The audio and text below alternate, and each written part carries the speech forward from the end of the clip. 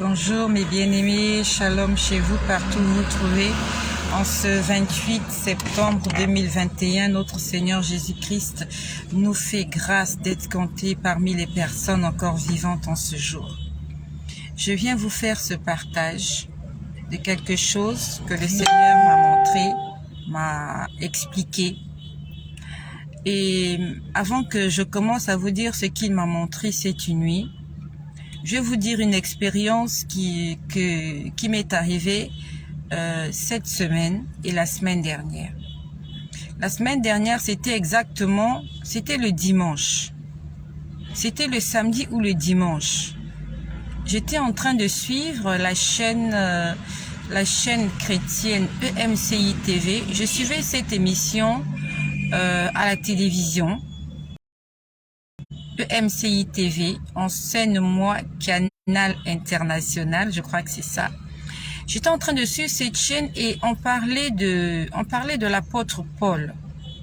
Je sais pas exactement, je sais plus exactement qui était en train d'enseigner sur Paul. Et pendant qu'on parlait de Paul à la télé, le Seigneur m'a montré Paul. On était en train, je sais plus exactement c'était qui parlait de Paul. Ils étaient en train de faire un enseignement sur l'apôtre Paul quand il était sur le chemin de Damas. Avant qu'on l'appelle Paul, on l'appelait Saul de Tarse. Il persécutait les chrétiens. Et il était en train d'aller à Damas pour arrêter les chrétiens. Et la Bible nous dit que sur le chemin de Damas, il a rencontré le Seigneur qui lui est apparu en vision. Et quand le Seigneur lui est apparu en vision, il avait été aveugle pendant un certain temps. Et pendant que ce monsieur était en train de parler de Paul, je pouvais voir la scène. J'étais en train de suivre la télé. J'étais en train de écouter cet enseignement, mais l'écran, c'est comme si l'écran de ma télé avait changé. Je pouvais voir l'apôtre Paul. Je l'ai vu habillé en noir. Il était habillé comme un rabbin. Il était habillé d'une, je sais pas appeler ça, ou soutane, ou toge, quelque chose de noir. Quand il allait sur le chemin de Damas, quand on lit dans la Bible, on ne décrit pas la corpulence de Paul. Moi, je sais pas, si toi qui m'écoutes, est-ce que tu as déjà vu quelque part où on décrit la corpulence de Paul? Mais le Seigneur m'a montré Paul, l'apôtre Paul. Il était grand de taille. C'était un homme robuste. Et je crois que c'est même la deuxième fois que le Seigneur me montre l'apôtre Paul. Le Seigneur est en train d'insister parce qu'il m'a dit qu'il veut que nous ressemblons à l'apôtre Paul. Quand nous lisons le Nouveau Testament, Paul a écrit plus que tous les autres disciples du Seigneur Jésus. Paul n'a même pas vécu avec Jésus. Il a juste rencontré le Seigneur alors qu'il était en train de persécuter l'église. Jésus était déjà mort, ressuscité et monté au ciel. Et Paul a rencontré le Seigneur des années après que Jésus ait été sur terre physiquement. Mais le Seigneur veut nous interpeller sur la personne de Paul. Vraiment, le Seigneur veut nous interpeller sur la personne de Paul. Le Seigneur veut que nous soyons des Paul. Que nous soyons des Paul. Paul, il a fait le tour du monde entier pour prêcher l'évangile. Le Seigneur veut que nous puissions ressembler à cet homme-là. Même si tu peux pas faire le tour du monde pour prêcher l'évangile, commence déjà par ton entourage. J'ai vu l'apôtre Paul. Je l'ai vu. Il était en face de moi. Je pouvais voir comment il était habillé en noir. C'était comme une soutane. C'était comme une toge de couleur noire. Et il avait quelque chose sur sa tête. Il avait posé quelque chose sur sa tête. C'était pas vraiment un chapeau, mais il y avait quelque chose sur sa tête. Et il était grand de taille. Il était même plus grand de taille que les soldats qui l'accompagnaient. Et pendant qu'on était en train de parler de son histoire à la télé, moi, je l'ai vu tomber. Je l'ai vu tomber. Donc, je ne sais pas, est-ce que le vêtement qu'il avait porté représentait son aspect spirituel? Parce que son vêtement était vraiment noir. La toge qu'il avait portée était vraiment noire. C'est comme la toge que portent les avocats, les juges. Vous voyez leur toge noire. Moi, je l'ai vu par derrière. Donc, je ne sais pas exactement à quoi ressemblait la couture de devant. Donc, j'ai vu l'apôtre Paul vêtu de cette toge noire. Donc, je ne sais pas, est-ce que c'était un vêtement physique ou c'était un vêtement spirituel. Je l'ai vu, il était frappé par une lumière très éclatante. Et je l'ai vu tomber. Et j'ai vu qu'autour de lui, il y avait 2 soldats. Et ces soldats-là étaient plus petits de taille que lui. Donc, je ne sais pas, est-ce que Dieu me montrait l'aspect physique ou l'aspect spirituel de Paul? Je ne sais pas. Le Seigneur aimerait que chacun de nous puisse faire une rencontre particulière avec lui. Est-ce que tu as véritablement rencontré le Seigneur? Quand tu lis l'histoire de Paul, quand il a entendu la voix de Dieu ce jour-là, il a été frappé, il est tombé d'aveuglement. Cette voix lui a dit, « Saul, Saul, pourquoi me persécutes-tu » Il a dit, « Qui es-tu, Seigneur ?» Jésus a répondu, « Je suis Jésus que tu persécutes. » Et la Bible nous dit que Paul n'est plus jamais retourné à ce qu'il faisait avant cette rencontre avec Jésus. Le Seigneur aimerait se servir de cette vision. Je ne dormais pas, mon ami. J'étais éveillée, j'étais assise sur mon canapé. J'étais en train de suivre la télé. J'étais en train de suivre cet enseignement. J'ai oublié qui était en train de parler ce jour-là. J'ai oublié. Mais on était en train de parler de la rencontre de Saul de Tarse avec Jésus. Le Seigneur aimerait que nous puissions devenir des Paul. Lorsque Paul a rencontré le Seigneur, il n'est plus reparti persécuter les chrétiens. Il s'est engagé, corps, âme et esprit, à servir le Seigneur. Toi, tu dis que tu as rencontré le Seigneur. Est-ce que le Seigneur a impacté ta vie? Est-ce que le Seigneur a changé ta vie? Et s'il a changé ta vie, de façon positive ou de façon négative, est-ce que ta vie a été changée comme celle de Paul? Judas aussi a marché avec Jésus, mais Judas a trahi Jésus. Pierre a marché avec Jésus. Pierre a vu les miracles. Pierre a vu la multiplication des pains. Pierre a vu Lazare être ressuscité. Pierre a vu la fille de Jairus être ressuscitée. Pierre était là à la montagne de la transfiguration. Mais Pierre a renié Jésus. Pierre l'a renié. Est-ce que tu es un Pierre ou tu es un Saul de Tarse qu'on a changé en Paul? Le Seigneur veut que nous devenions de Paul. Je crois que ça fait 2 fois que le Seigneur me montre l'apôtre Paul en vision. C'était un homme grand de taille.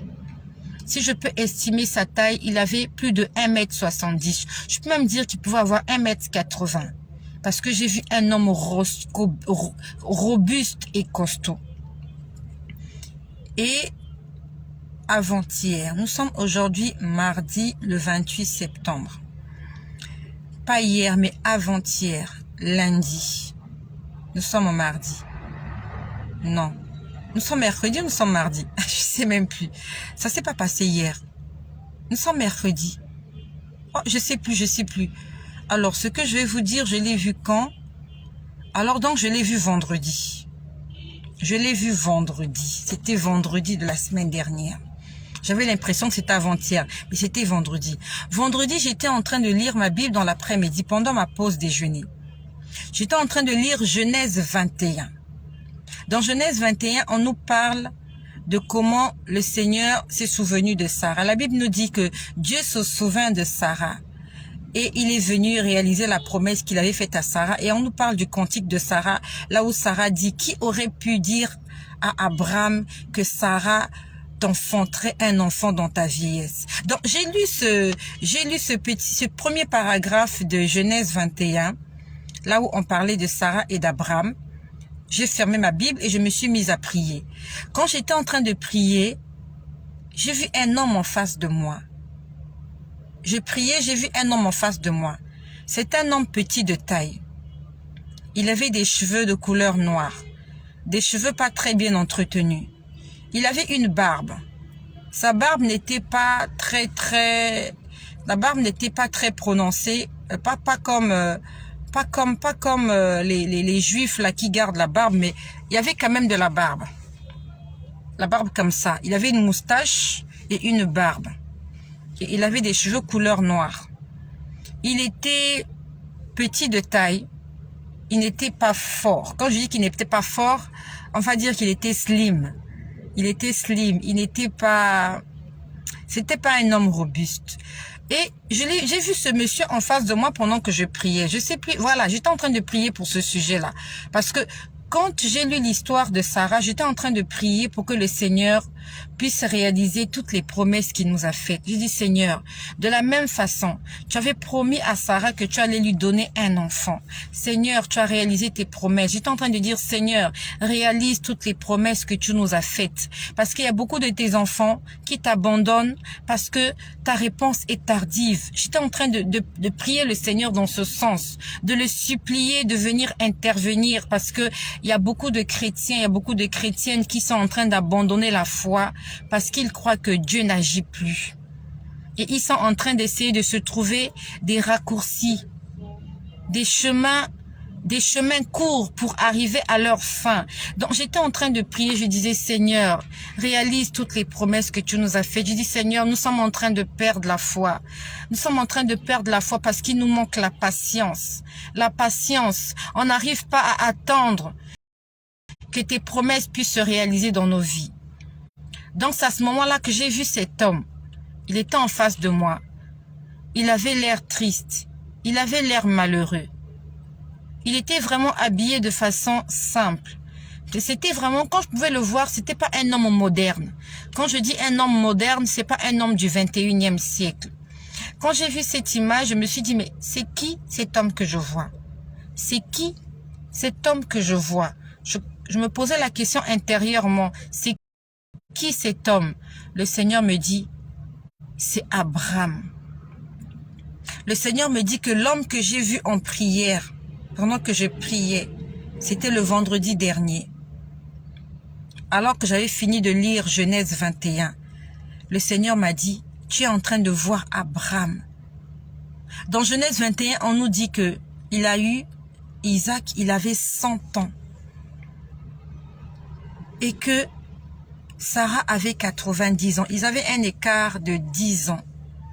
Le Seigneur m'a dit, c'est Abraham que tu vois. Abraham, à 100 ans, n'avait pas de cheveux blancs. La Bible ne nous le dit pas, mais moi je l'ai vu. Le Seigneur m'a dit, il avait 100 ans, il n'avait pas de cheveux blancs. S'il en avait, c'était quelques mèches. Parce que moi, l'homme que j'ai vu, il avait des cheveux noirs. Jusqu'à 100 ans. Alors qu'Abraham attendait que Dieu puisse réaliser ses promesses. Mon ami, mon frère, ma sœur, Abraham n'avait pas de cheveux blancs. La Bible nous dit que Moïse, quand il est mort à 120 ans, quand il est monté sur la montagne, quand Dieu lui a dit que tu ne verras pas la terre promise, mais tu vas la contempler à distance. La Bible nous dit que Moïse avait encore la vigueur de l'âge. Il avait encore la vigueur de la jeunesse. La Bible nous dit que il voyait clairement les choses. Il n'était pas fatigué. Il était vigoureux. On nous parle même de Caleb. Lorsque Caleb entre à Canaan, Caleb était un homme âgé. Mais la Bible nous dit qu'il était toujours fort. J'ai vu Abraham la semaine dernière, c'était vendredi dernier. Il avait exactement 100 ans. Et il n'avait pas de cheveux blancs sur sa tête. Le Seigneur peut te garder jeune. Et le Seigneur va te garder jeune. Le Saint-Esprit régénère les cellules. Abraham était encore jeune. Je ne sais pas à quoi ressemblait Sarah. Mais quand j'ai vu Abraham, j'avais l'impression que c'était un homme de la cinquantaine d'années. Dieu a pu le garder jeune. Mais il était triste. Je l'ai vu triste. Il était là debout, il me regardait, il était triste. J'ai dit, Seigneur, pourquoi il est triste? Pourquoi il est triste?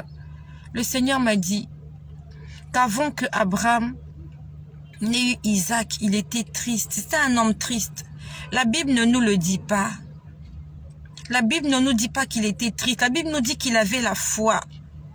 Qu'il avait la foi. Mais quand je l'ai vu, il était triste. Le Seigneur a dit, peut-être que tu es un Abraham. Il t'a fait des promesses. Quand Abraham a quitté la maison de son père à Charan, il avait 75 ans. Et il a eu le fils de sa promesse, Isaac, il avait 100 ans. Il a eu Ismaël, il avait 86 ans. Je te laisse faire le calcul. Avant qu'il n'ait Ismaël, il était triste, mais il continuait à espérer en Dieu. Quand il a eu Ismaël, il croyait que c'était l'enfant de la promesse. Dieu lui a dit, c'est pas l'enfant de la promesse. Je te donnerai un fils de ta femme Sarah. Et Sarah a mis au monde. Quand Sarah a mis au monde, le Seigneur lui a demandé de libérer Agar. Parce qu'il y avait des rivalités maintenant dans la maison. Je suis sûre que quand il demandait à Agar de repartir dans son pays avec son fils Ismaël, c'est sûr qu'il avait le cœur blessé, parce qu'il s'agissait de son fils. Le sang d'Abraham coulait dans les veines d'Ismaël. Mais il devait faire la volonté de Dieu. Et il est resté avec Isaac. Et quelque temps plus tard, Dieu lui demande d'aller sacrifier Isaac. Je te laisse imaginer combien il n'a pas vraiment été heureux, cet homme. À part les richesses que Dieu lui a données. En fait, c'est juste, le Seigneur veut que nous puissions en tirer une leçon. À part les richesses, la Bible nous dit que Abraham était un homme riche. Lorsqu'il a quitté la maison de son père, il est parti avec des richesses. Lorsqu'il est parti en Égypte, alors que Sarah s'est retrouvée dans la maison de Pharaon, parce que Abraham avait peur qu'on le tue à cause de la beauté de sa femme. Et quand Pharaon s'est rendu compte qu'en fait Sarah était une femme mariée, on dit que ils ont quitté l'Égypte avec des richesses. Le Pharaon leur a donné des richesses, des serviteurs, des servantes.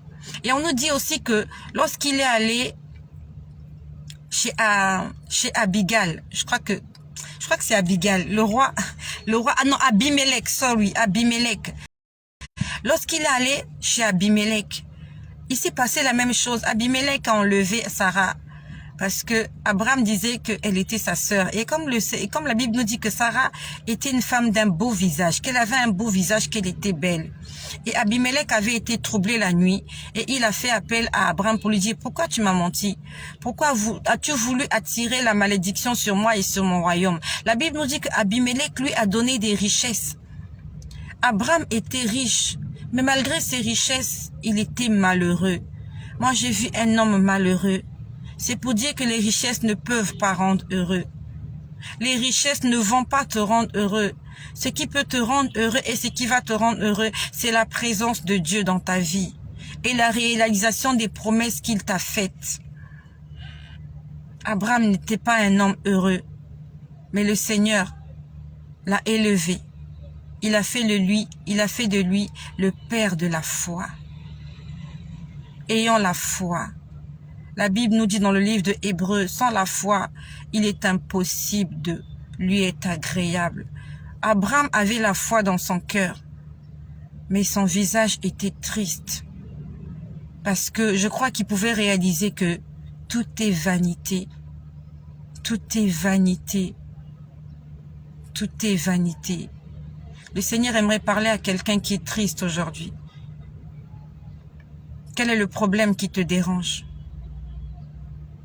Fais confiance en l'Éternel. Je n'ai pas dit qu'il va attendre 25 ans comme avec Abraham pour exaucer tes prières. Nous sommes sous le temps de la grâce. Dieu nous offre des choses que nous n'avons pas méritées. Rappelle au Seigneur ses promesses. Non seulement tu vas lui rappeler ses promesses, mais aussi tu vas réjouir son cœur par l'attitude que tu as vis-à-vis de sa personne. Est-ce que tu es une personne humble? Est-ce que tu es une personne soumise à la parole de Dieu? Cette nuit, le Seigneur m'a parlé d'une jeune sœur. Avant qu'il me parle de cette jeune sœur cette nuit, hier lundi le 27 septembre, pendant que je priais, j'ai vu cette jeune sœur. Elle était habillée en noir. Il y avait eu un deuil dans sa maison. Il y avait eu un deuil. J'ai dit, Seigneur, je lis l'esprit de mort dans la maison de cette sœur. C'est une sœur qui est abonnée. C'est une sœur que je connais. C'est une sœur de sang. Ce matin, je lui ai fait un message pour lui dire de lier l'esprit de mort qui est en train de se promener dans sa famille. Et dans la nuit, le Seigneur m'a montré sa petite sœur. J'ai vu sa petite sœur. Le Seigneur m'a dit, il faut que sa petite sœur passe par la délivrance. Il m'a dit, il faut qu'elle soit délivrée. Et ce matin, quand je me suis réveillée, j'ai dit au Seigneur, mais Seigneur, pourquoi tu insistes qu'elle soit délivrée alors qu'elle-même, elle avait dit qu'il faut qu'elle soit délivrée. Le Seigneur m'a dit, mais justement, c'est moi qui ai mis en elle ce désir de passer à la délivrance. Elle m'avait appelé, elle avait voulu que nous puissions prendre un programme de jeûne et de prière et qu'elle soit délivrée. Mais malheureusement, jusque-là, ça ne s'est pas fait. Donc, le fait qu'elle ait manifesté d'elle-même ce désir, c'est elle qui m'avait appelé. Elle avait manifesté ce désir parce que c'est le Saint-Esprit qui avait mis ce désir dans son cœur. Mais malheureusement, son désir n'est pas abouti à son terme. N'a pas abouti à son terme. Elle n'a pas été délivrée jusque-là. Et le Seigneur m'a dit, elle doit être délivrée parce que c'est lui qui avait mis en elle cette envie de passer à une séance de délivrance. Je ne sais pas quelle est l'envie que Dieu a mis dans ton cœur. Et si Dieu a mis une envie dans ton cœur, est-ce que tu l'as réalisée? Parce que le Seigneur m'a dit, c'est moi qui ai mis cette envie dans son cœur. Parce qu'il faut qu'elle soit délivrée. Et elle m'avait appelé au téléphone pour me dire, j'aimerais passer à la délivrance. Et je crois que c'était la semaine dernière, j'ai envoyé un message. Je lui ai dit que comme nous sommes dans la même ville, qu'elle se rapproche de moi pour que nous puissions entrer dans ce programme de jeûne et prière de 3 jours et qu'elle passe à la délivrance. Malheureusement, elle ne m'a pas encore appelé. Et le Seigneur est venu me dire cette nuit, elle doit passer à la délivrance. Donc, Dieu a mis l'envie dans son cœur. Elle a manifesté cela en m'appelant, mais elle est restée tranquille. Elle est restée tranquille jusque-là. J'aimerais que tu te mettes à la place de cette sœur. Peut-être que Dieu a mis en toi un certain désir pour sa gloire. Tu dois faire quelque chose.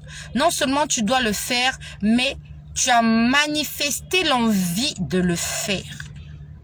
Est-ce que tu l'as fait? Je vous ai dit la dernière fois qu'il y a un frère qui prie dans mon église. Je l'ai rencontré sur les réseaux sociaux. Et par la grâce du Seigneur, il a pu adhérer à l'église où je prie. Et quand il est venu, en fait, il voulait se faire baptiser. Il avait cette envie-là de se faire baptiser. Et le jour qu'il devait se faire baptiser, il y a eu un malentendu. Et il n'est pas venu à la séance de baptême. Mais étant donné qu'il avait déjà pris l'engagement, la Bible nous dit que le baptême, c'est l'engagement d'une bonne conscience. Tu t'engages à servir Dieu. Donc, il avait pris l'engagement de se faire baptiser. Donc, dans son cœur, il avait validé. Il était OK pour entrer dans les eaux de baptême. Mais à cause d'un contretemps, à cause d'un malentendu, il n'est pas venu à la séance de baptême ce samedi. Et le soir, alors que les autres s'étaient fait baptiser la journée, le soir, le Seigneur m'a dit qu'il avait revêtu d'une robe blanche. Donc, Dieu l'avait déjà revêtu d'une robe blanche avant même qu'il n'entre dans les eaux de baptême. Pourquoi? Parce qu'il avait pris la décision de se baptiser. Donc, Dieu l'avait déjà habillé avant même qu'il ne puisse concrétiser physiquement la décision et le vœu qu'il avait fait. Tu as fait un vœu à l'Éternel. Est-ce que tu l'as mis en application? Est-ce que tu as réalisé toutes les promesses que tu as faites à Dieu? Je ne sais pas quelles sont les promesses que tu as faites à Dieu. Peut-être que tu avais dit à Dieu, Seigneur, si tu me fais ceci, voilà, je vais faire ça pour toi. Seigneur, si tu fais ça pour moi, je vais servir à l'église. Je vais aller à l'église. Je vais balayer la salle. Je vais essuyer les bancs. Seigneur, je vais entrer au groupe de chantres. Seigneur, je veux entrer à l'intercession. Seigneur, je veux être, je ne sais pas, dans un département peut-être. Tu as fait des promesses à Dieu. Tu lui as dit, Seigneur, si tu fais ça, voilà ce que je ferai pour toi. Est-ce que tu l'as fait? La Bible nous dit que si tu fais un vœu à l'Éternel, ne tarde pas de l'accomplir. Dieu ne te demande pas de faire des vœux. Dieu ne force pas de faire des vœux. C'est nous-mêmes qui faisons des vœux. Dieu n'a pas demandé qu'on fasse les vœux, mais de nous-mêmes. Seigneur, si tu me guéris, je vais te servir. Seigneur, si tu me guéris, je vais faire ceci. Seigneur, si tu me bénis, je ferai ceci. Depuis que Dieu t'a béni, est-ce que toi tu as fait ta part? Dieu a fait sa part. Est-ce que toi tu as fait ta part? Si tu as manifesté un vœu, Non seulement dans ton cœur, mais avec ta bouche, tu l'as dit. Il faut que tu puisses réaliser tes vœux. Je t'en supplie. Réalise tes vœux. Merci d'avoir été connecté. Le Seigneur nous a parlé de Saul, qui s'est transformé en Paul. Il a été transformé sur le chemin de Damas, alors qu'il allait commettre des péchés. Il a rencontré Jésus-Christ sur le chemin et il n'a plus jamais abandonné le Seigneur. Il n'a jamais renié Jésus. Le Seigneur veut que nous soyons des Paul. Le Seigneur veut que nous soyons changés par rapport à la rencontre que nous avons faite avec lui. Paul était un homme robuste. Je l'ai vu, il était fort, il était gaillard. Le Seigneur veut que nous soyons tous des Paul. Paul a apporté l'évangile dans le monde entier, dans tous les continents. Le Seigneur veut que nous puissions apporter l'évangile jusqu'aux extrémités de la terre, en commençant là où nous sommes, dans nos familles, dans nos quartiers, dans nos villes, dans notre environnement, là où nous travaillons, dans notre pays, jusqu'aux extrémités de la terre. Le Seigneur nous a parlé d'Abraham. J'ai vu Abraham, c'est un homme triste, mais le Seigneur a fait de lui le père de la foi. Le Seigneur a fait de lui le père d'une multitude, dont toi et moi nous sommes les descendants. Ils sont dans le sein d'Abraham. Ils ne sont pas dans le sein de Jacob. Tous ceux qui sont morts dans le Seigneur ne sont pas dans le sein de Marie. Ils ne sont pas dans le sein de Moïse. Ils sont dans le sein d'Abraham. Dieu a donné un nom à Abraham. C'est un homme tout petit. Il était triste. Et il attendait l'accomplissement de la promesse de Dieu. Le Seigneur veut réjouir ton cœur. Aujourd'hui, Abraham, il est dans le royaume des cieux, il est tranquille. Il est en train de profiter de toutes les promesses que Dieu lui a faites. Et j'ai parlé des vœux. Si tu as manifesté un vœu dans ton cœur, ne tarde pas de l'accomplir. Parce que le Seigneur a déjà noté cela. Hier, je vous ai dit, il y a un livre de condamnation. Là où il est écrit tout ce que tu fais. Même moi, ce que je fais, ils sont en train de l'écrire dans le livre de la condamnation pour me condamner. Alors que je fais du bien, je ne fais rien de mauvais si ce n'est que prêcher la bonne nouvelle. Mais ils ont écrit ça dans leur livre pour dire, elle fait que parler, elle ne fait que parler, elle n'arrête pas de parler. Et à cause d'elle, nous sommes en train de perdre du terrain. Et c'est ça la raison pour laquelle ils me persécutent. Parce que je suis en train de prêcher l'évangile de Dieu. Je suis en train de parler de l'amour de Jésus-Christ en notre faveur. Manifestant, mettons en application tous les vœux que nous avons faits à l'Éternel. Dieu ne t'a pas forcé de lui faire des promesses. Tu as fait ça de toi-même. Fais ta part, car Dieu, il fait la sienne. Merci à toutes les personnes qui sont connectées. Merci pour vos commentaires. Merci de partager cette vidéo afin de sauver, afin d'édifier, afin de fortifier, afin d'éclairer quelqu'un qui est dans les ténèbres. Soyez bénis, soyez richement bénis et que le nom de notre Seigneur Jésus-Christ, le Roi des rois, le Seigneur des seigneurs, l'agneau immolé, qui revient bientôt, soit glorifié.